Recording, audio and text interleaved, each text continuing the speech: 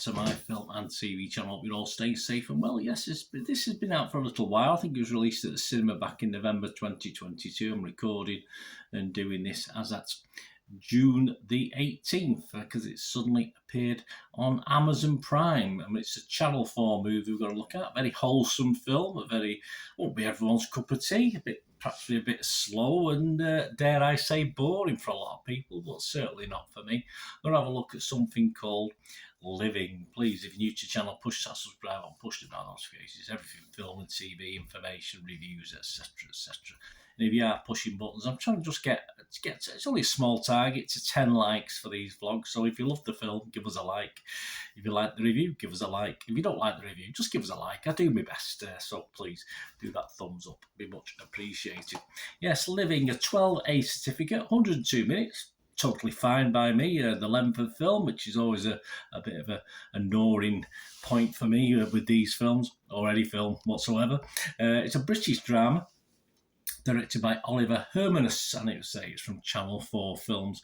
From a screenplay, here we go. Here's the origins of this one. They're quite high origins. Screenplay by Kazuo Ishiguro, adapted from the 1952 Japanese film, of course, which I'm sure you've seen if you like me, a big film watcher. Ikiru, directed by Akira Kurosawa, which in turn was partly inspired, of course, by the 1886 Russian novel, I've not read it, The Death of Ivan Ilyich by Leo Tolstoy. Yes, so high values on this one, guys. It is set, though, in 1953 London. It depicts a bureaucrat in the County Public Works Department, played wonderfully by, well, it was made for him, this role, Bill Nighy, facing a fatal illness. Sad. Living was released in the United Kingdom on the 4th of November 2022 by Lionsgate. So you may have watched it already. As I say, I watched it on Amazon Prime. And it's been released, well, more or less a couple of days. I don't think it's been on Amazon Prime very long, from the 18th of June 2023. Yep, Nighy's performance received particular acclaim, and at the 95th Academy Awards was nominated for Best Actor, I don't think he won it, and Best Adapted Screenplay.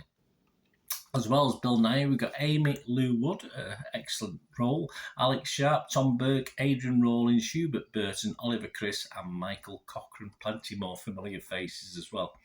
And these are all the scores on the doors and comments as at the 18th of June 2023. The public like it. 21,000 scores and reviews, a hell of a lot. I don't know why I've took so long to get to this. Well, it's not been on anything I've been watching. Internet Movie Database, 7.2 out of 10. We'll take that all day long. I don't think it's going to move much from that score. Rotten Tomatoes audience positivity, 84% of the people on Rotten Tomatoes were positive, 4.1 out of 5. We'll have that. And what about the critics? Well, they're just as enamoured as the public are. Rotten Tomatoes, 96% positivity, 215 reviews, an average rating of 8 out of 10. That's not too shabby, is it? 206 positive, and we've got 9 negative, 206 positive as in fresh, and 9 rotten. But I'm not even going to look at the 9 rotten. I didn't even spot a 9 rotten. They're there somewhere, but I didn't want to find them. Maxwell Rab from Chicago Reader said, without Nighy's refined performance as Mr. Williams, Living's lasting impact will be fleeting, but his embodiment of revival, despite incurable limitations, gives this film an unlikely opening to redemption.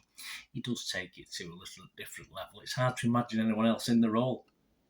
Mark Commode from The Observer here in the UK said, it addresses weighty matters of life and death with a winning simplicity that is hard to resist. Well, we can't, Mark, can we?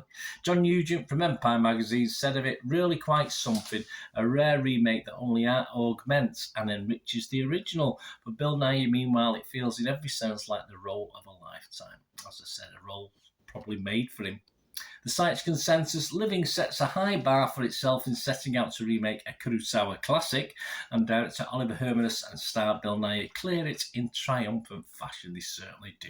On Metacritic, the other site we'll look at, an average of 81 out of 100. Again, very good, based on 40 critics. It did get a lowly score of 58, but that was a sort of standalone score. Most of them were 60 plus. and it did get as high as 100, but you know me, I don't believe hundreds out of hundreds or 10 out of 10s. Indie-wise David Ehrlich, he gave it 58. He said, the moral of this story is supposed to be shrugged off despite its overwhelming honesty, but Living downplays its drama to such an extent that it can feel as if Hermanus and Ishiguro lacked the nerve to attempt the same trick. Well, they were probably not thinking about setting stuff in a 1950s English with an English 1950s English civil servant as the main protagonist, but hey, that's just my thoughts. Screen Daily's Wendy I'd give this 83%. She said Bill Nighy brings a quiet dignity to the role of Mr. Williams, an anchor of buttoned-up solidity in an old-fashioned weepy, which captures a lush sentimental swirl of the original while also evoking a distinctive sense of backdrop and period. Yes, I will need to watch the original again now having watched this, I must admit. Right, just to finish off, guys, yeah, I liked it. I think you can tell I liked it from what I was saying to some of the comments there. Rotten Tomatoes, I'm definitely fresh. Metacritic, I'm definitely positive. And I will give this, yes, simple storytelling.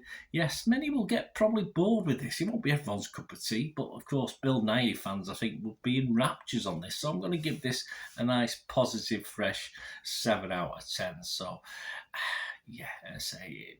It's not gonna put it this way. I've just literally watched a DCEU film, which was Crash Bang Wallop, and just watched something on Netflix where it was non-stop action, and this was just a breath of fresh air and just something a bit calmer to watch. And as I say, Bill Nighy fans and fans of popular, if you like, period British dramas. It's the 50s, but it's still a period drama. It's 70 years ago now, over 70 years. So if you're a fan of that sort of thing, you'll like this. Otherwise, if you want plenty of action, bells and whistles, no, steer well clear. But I did enjoy this. Let me know what you think, guys. Anyway, great to have your opinions.